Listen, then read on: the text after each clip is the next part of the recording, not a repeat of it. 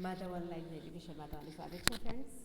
આજે આપણે યુનિટ 3 છે આઉચ એનો આપણે ત્રીજો ભાગ પાઠનો જોઈશું. બરાબર છે. 2 બોયઝ ઇન ધ જંગલ જેનું ટાઇટલ છે, એક્ટિવિટી 6માં આવે છે. તો એનો ત્રીજો ભાગ છે અને આપણે આગળ લાસ્ટ અહીંયા આમાં પાઠ પૂરો થઈ જશે. સ્લોલી ટેક્સ્ટમાં ધ્યાન આપો.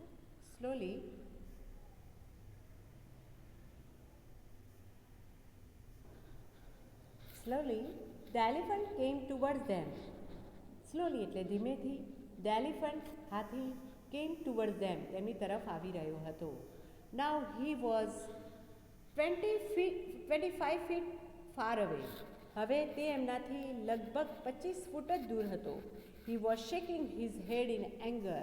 Shaking એટલે હલાવવું. He was shaking હલાવી રહ્યો હતો. His head એનું માથું in anger ગુસ્સામાં એનું માથું હલાવી રહ્યો હતો. He is going to attack us. Bhupen whispered into Amit. ભૂપેને ધીમેથી શું કર્યું? અમિતને કીધું કે લે આ તારી આપણા ઉપર હુમલો કરવાનો છે. We must do something. આપણે કંઈક કરવું પડશે. Bhupen pulled out a big brown paper bag from his pocket. ભૂપેને પોતાના પોકેટમાંથી શું કાઢી? એક બ્રાઉન કલરની કાગળની થેલી કાઢી. There were some sweets in it. એની અંદર થોડીક મીઠાઈઓ મૂકી હતી. He threw away the sweets on the grass. એ મીઠાઈ હતી એને ઘાસમાં ફેંકી દીધી. He started blow into the bag. Blow એટલે ફૂંકવું. એને બેગમાં ફૂંકવા લાગ્યો, મતલબ ફૂંક મારવા લાગ્યો, બલૂન બનાવવા લાગ્યો. He started to blow the bag. અને બેગને ફૂલાવવા લાગ્યો. Soon the bag was like a big balloon. થોડીક વારમાં તો એ બેગ હતી એ મોટા બલૂન જેવી બની ગઈ. અને પછી એને શું કર્યું?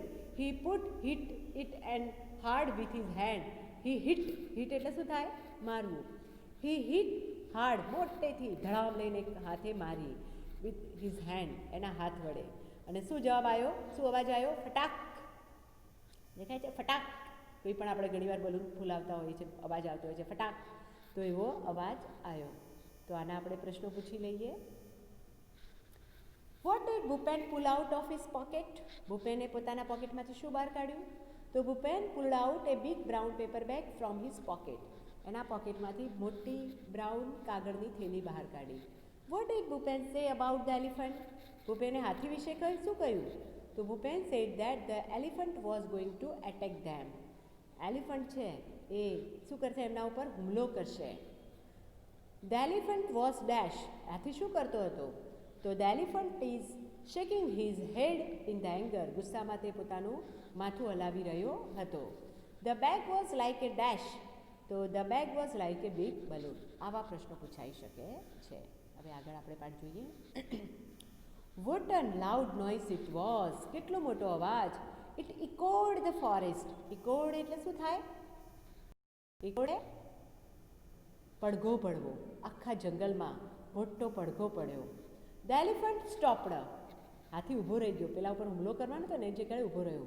Trumpeted angrily and turned away. Trumpeted angrily ગુસ્સેથી અને ગર્જના કરી and turn away પછી એને દિશા બદલી. He walked quickly. તે ફટાફટ ચાલવા લાગ્યો.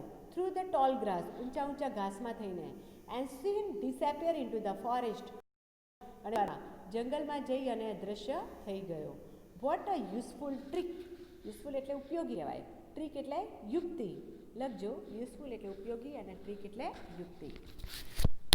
Both the boys felt relieved. Relieved એટલે રાહત થવી, હાશ થવી, હાશ ભાઈ જોખમ ટળ્યું. Both the boys felt relieved. બંને છોકરાઓને રાહત થઈ. He thought we had a gun, said Bhupen laughing softly. He મતલબ elephant. He thought he had a gun. એને એવું લાગ્યું કે આપણી પાસે બંદૂક છે એવું વિચાર્યું કે બંદૂકવાળા આવ્યા છે એટલે ત્યાંથી ભાગ્યો. He thought we had a gun. એમને જે ફટાકડો ફોડ્યો ને બંદૂક જેવો અવાજ આવ્યો હતો. Said Bhupen laughing softly. ધીમે ધીમે હસતા હસતા કહ્યું. Yes, said Amit. અમિત કીધું હા. They walked towards the camp. તેઓ કેમ્પ તરફ ચાલવા લાગ્યા. After some time Bhupen said. થોડાક સમય પછી ભૂપેને કહ્યું કે look, those are the lights from our camp. આ જે લાઇટો દેખાય છે ને એ આપણા કેમ્પની છે. What a thrilling experience it was. Thrilling એટલે રોમાંચક. એક્સપિરિયન્સ એટલે અનુભવ. ઇટ વોઝ કેવો રોમાંચક અનુભવ રહ્યો. અમિત અને ભૂપેનનો.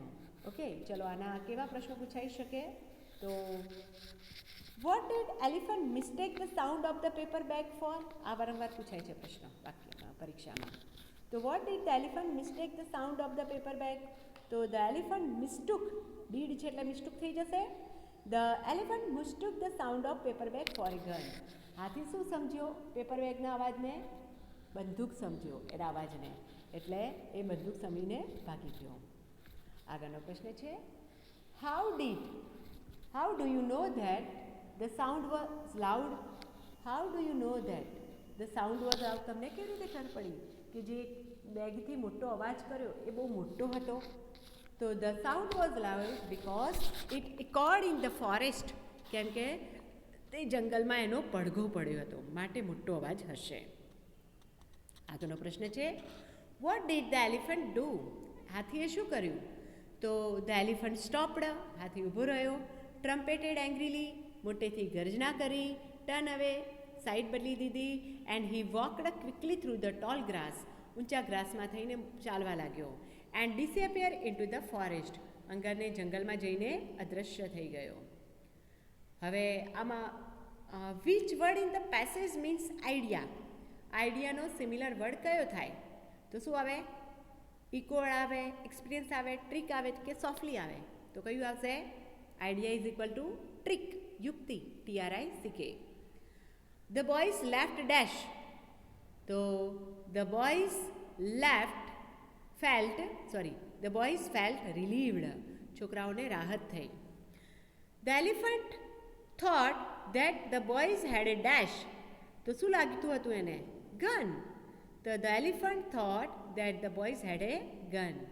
Last, the boys had a dash experience. તો શું આવશે? થ્રિલિંગ, રોમાંચક અનુભવ થયો હતો. ઓકે, તો આ રીતે તમારે પ્રશ્નો આમાંથી પૂછાઈ શકતા હોય છે. સરી 2 થી 3 વાર પાઠ વાંચી લેજો અને આપણે એક પછી એક એક્સરસાઇઝ કરીએ. બરાબર છે?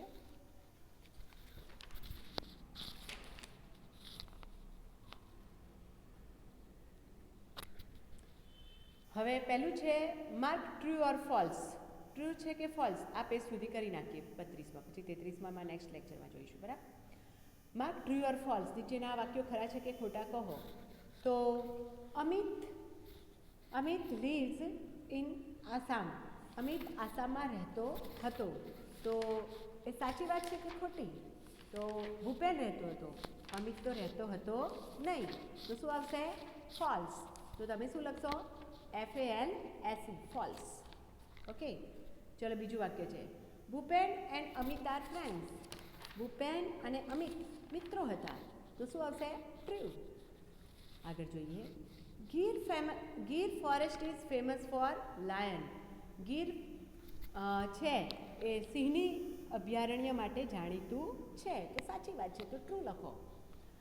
Assam lies in the north east of India. Assam છે એ ભારતના ઈશાન ખૂણામાં આવેલું છે. તો શું લખશો? True. Amit and Bhupen were walking along the Brahmaputra river. તો શું આવશે? ટ્રુ. ઓકે, આગળનું જોઈ લઈએ. Who said and who listen. કોણ બોલે છે અને કોણ સાંભળે છે? આ 4 જોઈ લઈએ. Why are all the trees so tall. તો આ કોણ બોલે છે? Amit said and Bhupen listen. બીજું વાક્ય છે is going to attack us. તે આપણા ઉપર હુમલો કરશે. આવું કોણ બોલે છે? ભૂપેન. અને કોણ સાંભળે છે? અમિત. ત્રીજું છે will we C any elephants. તો અમિત પૂછે છે, તો અમિત અને લિસનર કોણ છે? ભૂપેન. It's an elephant. આ તો હાથી છે. તો કોણ કહે છે? Bhupen said and Amit listen. Okay, આટલે સુધીની તમે એક્સરસાઇઝ કમ્પ્લીટ કરજો. આગળનું નેક્સ્ટ લેક્ચર આપણે નેક્સ્ટ ટાઈમે લઈશું.